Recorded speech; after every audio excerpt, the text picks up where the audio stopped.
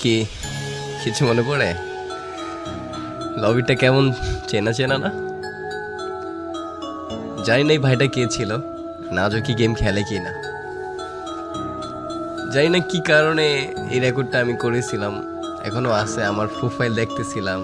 হয়তো বা এই দিনটার কারণেই যে একদিনে আমার এই ভিডিওটা দেখবো, প্রোফাইলটাকে দেখবো, হয়তো বা তারই কারণে আমি সেই প্রোফাইলটাকে গাইস দেখছিলাম, তারপরে রেকর্ডটা করছিলাম।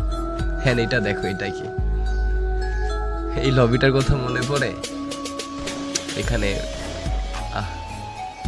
দেখো প্লেয়ার গুলাকে, দেখো কি সব ডিস পরে আসে। কেউ কি কারোর লোল মারতেছে এখানে? দেখো তো, সবাই নিজের মতো দুষ্টামি ফাইজলামি লাফালাফি করতেছে। আর এখনকার লবিতে যদি দেখে একটা প্লেয়ার ভালো ড্রেস আপ পরা, ভালো লেভেল বা গেম মাস্টার প্লেয়ার বা হোক সেটা ভিভেজ, কখন তারে লুল মারবে, কখন তারে ইনসাল্ট করবে, অপমান করবে, বা কখন বলবে যে শালা বটের বাচ্চা খেলবি 1v1। বাট তার থেকে কিন্তু দেখা যায় মানে যারে সে অপমান করতেছে বা কিছু বলতেছে তারই লেভেল হয়তো বা বেশি। এইসব দেখার পরেও বলবে এই বড়ের বাচ্চা কাস্টম খেলবি। এটাই 2023-24 ফ্রি ফায়ার মানুষদের মেন্টালিটি, আর 2017-18-19-এর প্লেয়ারদের মেন্টালিটি কতটা চেঞ্জ ছিল। এই জন্যই মানে আগের গেম প্লেগুলা, আগের মানুষগুলা কথা ভাই দেখলি বা স্মৃতিগুলো দেখলি, মনে পড়লেই মনের ভিতরে জানি কেমন একটা শান্তি শান্তি লাগে। তো এখানে ভাইটার নিয়ে আমি ডুয়ো স্টার ম্যাচ খেলতেছিলাম।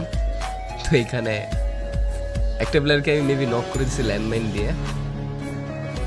ওকে দেখো আমার পিসি ল্যাগ দিছে। এই পিসিটা যে খেলতেছি না, এটা মাত্র আমার 26,000 নাকি 25,000 টাকার একটা পিসি ছিল।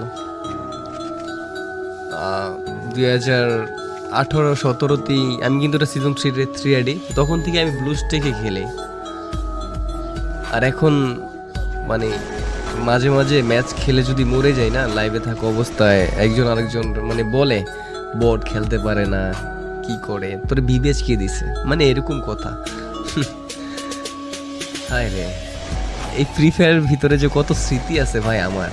এই যে আমি হেডশটটা মারছি না, এটা সিট আপ হেডশট, মানে তখন বলতো উঠা বসে জুম করে একটা হেডশট ছিল, আমি ওই হেডশটটা মারছি। তোমরা কি হেডশটের কথা জানো? এখনকার প্লেয়ার তোর জানবা না, তোমরা কেমনে জানবা ভাই এগুলা? তোমরা তো এটাই জানো যে এই বোটের বাচ্চা খেলবি 1v1, তোমরা হ্যাঁ এটা ভালো করে জানো। এই এলসি ভাইটা কে ছিল আমি জানি না, যাই হোক ভাইটা